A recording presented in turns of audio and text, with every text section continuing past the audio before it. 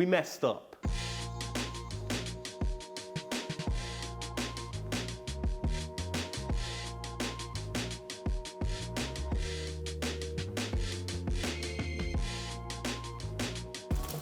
Oh, stuck on the, that's it.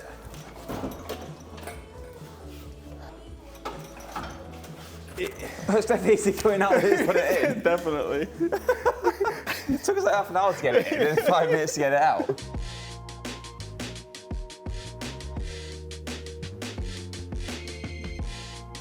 So, I should probably explain why this is coming out again. Because, well, one of the reasons is it's going to come in and out a few times for fitting. But the main reason is we actually found something that's going to make our lives a heck of a lot easier. A few people actually notice, especially with this kit, that it's a kind of general, what's this platform called? What, the engine? Yeah, so there's the S62, M52. So there's the S62, the M62, the M60, and a couple of variations based on, I think, different models of car. I think there's a Land Rover. Yeah, there was a Range Rover version. Range Rover, whatever. Basically, X5, he was using the X5 as well. Yeah, we've got the X5 headers, haven't we? So essentially, with this, the kit is designed to mostly work out of the gate for the more basic model, the M60, I think it was. Yeah, the M62 is the more common version. Yes. I think they only made 2,000 M5s, so there's only a few thousand of them.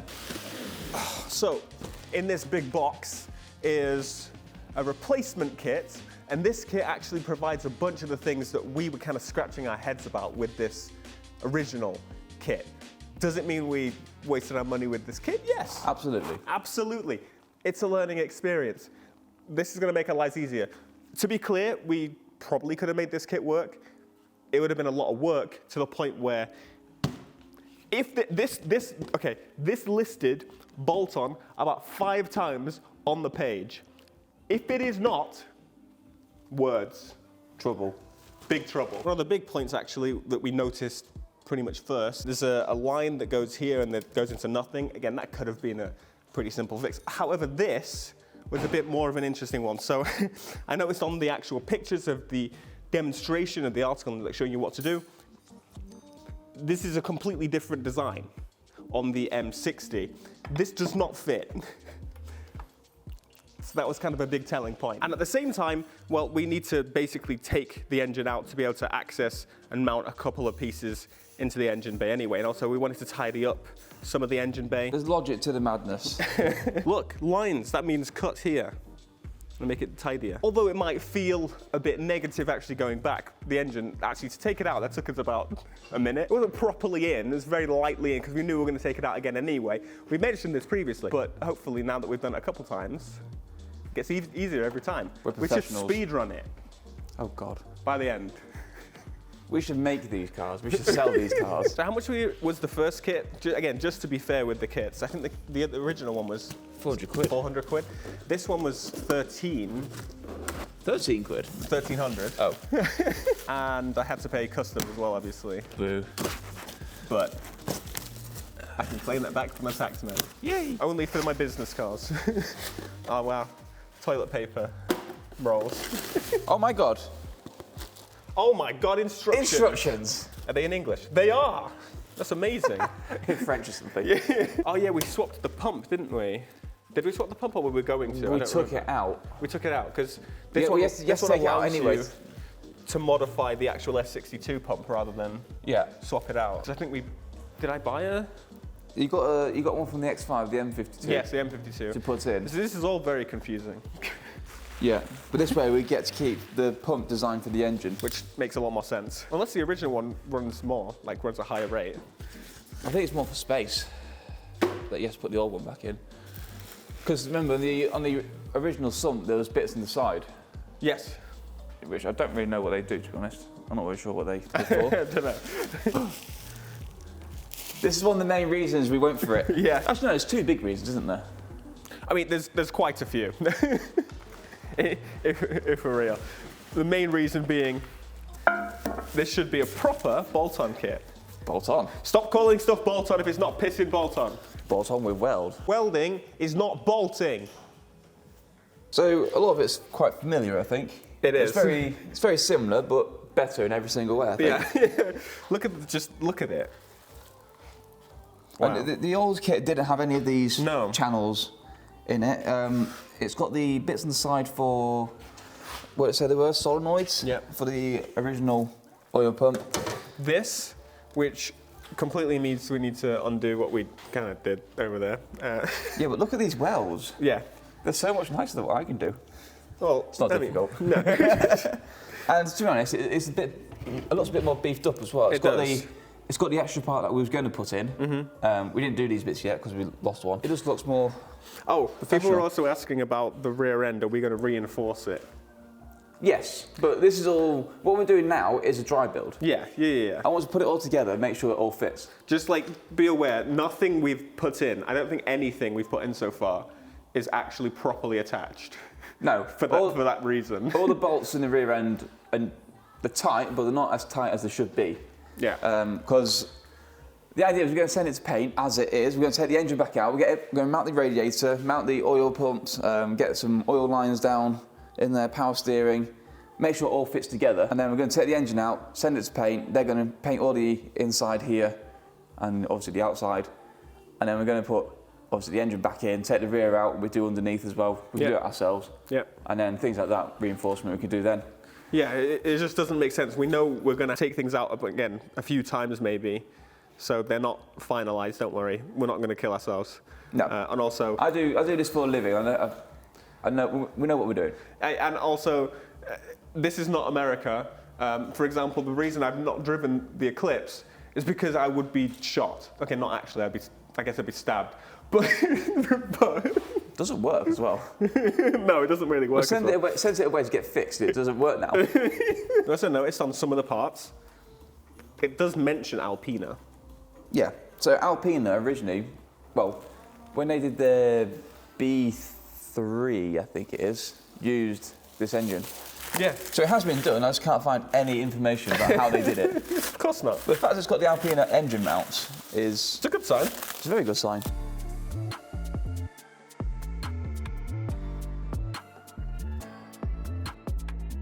When you compare that to that, I think I know which one I trust more. Yeah. Looks like the holes are in the same place though, which is not this is concerning me. They're not in the same place. It looks like they are. I was originally hoping this kit's going to push the engine back into the car. Oh, more, I see. Yeah. But I don't think it is going to. We'll see.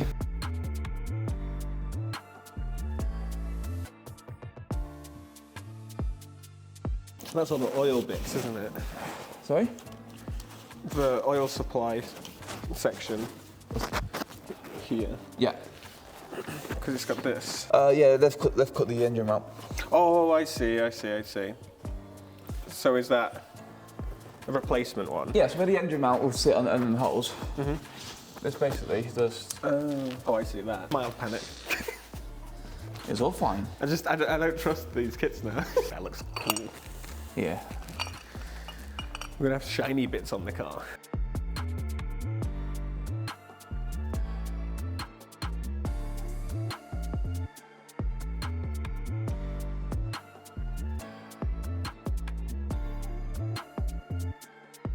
Right, what did you just do?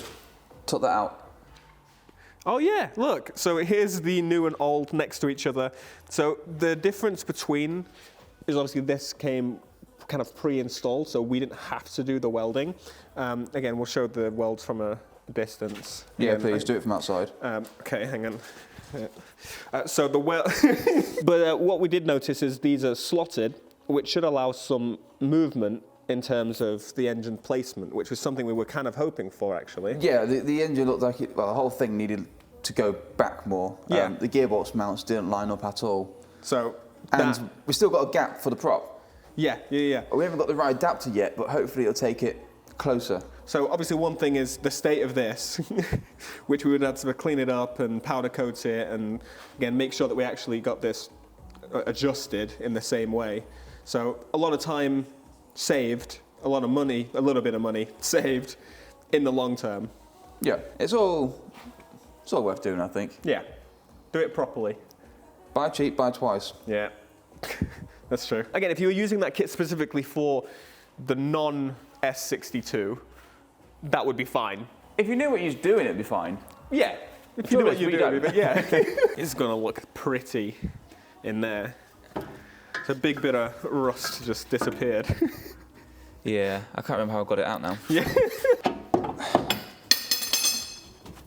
I like the little logo on the front of it. Yeah, it's smart, isn't it? It's quite clever. So, this was one of the main parts we actually decided to get this kit for, is again at the front, where, I don't know, some kind of return maybe, but basically there was nothing for this pipe. We would have to have made that. That would have been, again, maybe one of the more simple things to do, but I think this is what sold us, like, straight away. Yes. Absolutely. So when that's in, that should just go right behind it. Look at that. It'll fit.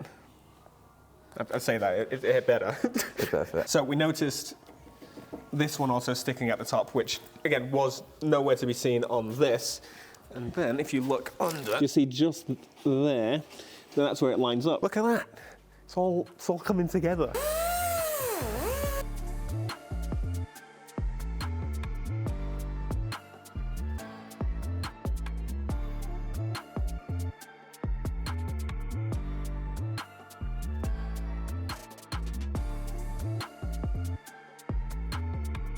That looks beefy, Doesn't it?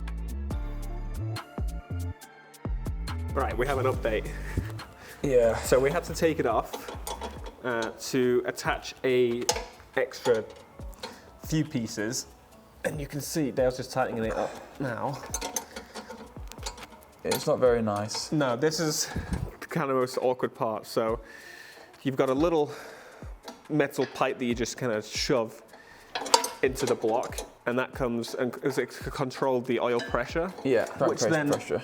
You need to attach it there. Which does it just gush out of there anyway? Yeah. So anyway, a bit awkward because you have to somehow get a pipe that attaches up here and then into here. Look at that, it fits. Almost. Almost. I mean, at least it's not touching the bottom of this. That was our issue before. The issue before is touching everything. Shiny. Again, that would have cost a bit of money to get the other one modified. Yeah, so the idea was obviously to modify it, but I was kind of a bit worried about like balancing it and stuff. Yeah, it takes it to a machine shop and yeah, doing that kind of stuff. Whereas this is done by a man that hopefully knew what he was doing. I hope so. Yeah, it looks like it. Looks nice.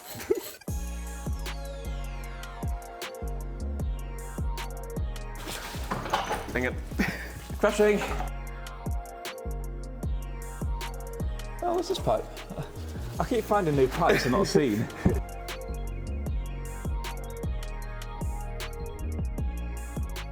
Right, that's your engine mount. The offset bit goes on the engine. Okay. So we have to put it in as we lower it down. Yeah. Right, can you lift up this side? This is actually. Yeah, because it's tilting this side. We have to put this side in first. Yeah. And let it drop down. Oh, a bit more. Yeah, here we go. Yeah, down, down, down. There you go. Right, okay. Take the weight again. Yeah. So try and hold it. Yeah, try and hold it there. Jeez. That's quick, I thought. But your weight's in. So try and do the same on this side. I'm gonna try and come down slowly. Yeah. Let's try and make the mounts line up. Bit off there, aren't we? Right, okay. If I go underneath. Yeah. And try and like twist it. Yeah. Not quite. It's like maybe a centimetre off. All right, just try and lower it down a little bit. Okay. Let's set the weight a bit. Yeah. It might find itself. Yeah. Yeah, buddy. What the fuck? What's up? The props just fell off. Oh. That's not cool, man. Well, halfway there. Hello, viewers. It's not finished, but since the last time you saw it, it is fully in, which is a huge change. Big change. Previously, we actually had a bit of a problem getting the prop to line up. Prop and Gearbox. the rear gearbox mount. Basically, we couldn't get it to line up, but if you now, look at that. The big old V8 is in the car once again, but with the new kit installed, which means, well, the gearbox works, the rear wheels could get power. Yeah, they will work. The engine is in. The exhaust is not in, but details. We've got a few bits left to do, but the engine, ultimately, the swap is kind of done. The engine swap is done. We've been doing that over the process of probably a couple of months. We have been working on some other projects, which you will be seeing very shortly. You might have seen some previous clips I was mentioning about, oh, the wheels might be, we definitely need wider spacers, don't we? That's yeah, bigger spacer and bigger tires on the rear. Yeah, but it's not bad. I think I did the prop shaft one night after work. Okay, yeah. So one of the hurdles was getting the prop and gearbox and stuff to line up, as we said. So this was the mount from the original 3 Series. This lift goes really high. I always forget how high it can go. Right, this is your handiwork, so. So basically what we've done is the gearbox mount that came with the car goes off these holes. Yep. So what we got is a mount from the M3, and it fits. It just works. Look at that. Just works. That's one thing you were saying. It's nice that we're putting like proper BMW bits on here. Yeah. So makes it a bit easier, really. I had to modify the output flange on the gearbox to get the prop to work. So the only difference really between the gearbox on the M3 and the M5, obviously we've got the version for the M5, is the holes in this are different.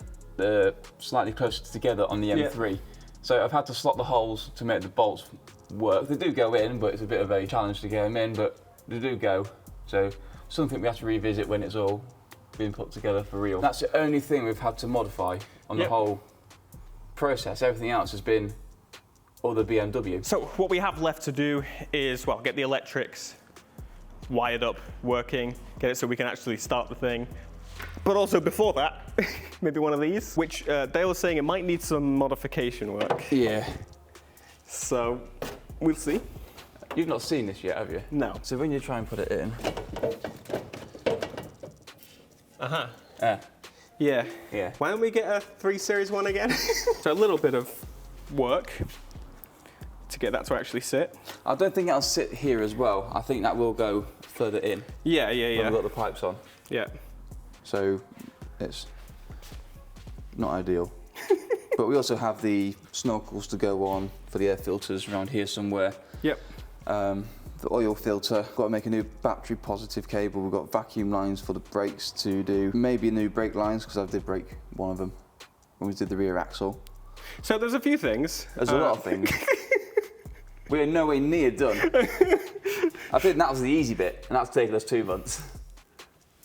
Nice. The ECU's in. Should work. Will it? No fuel. Might need that. Anyway, so there you go, M3 V8 swap done again. This time, well, the kit is right. So just kind of made sense to do, but there's going to be a lot of, I say small things. There's some big things still, but a lot to do still. So see you next year.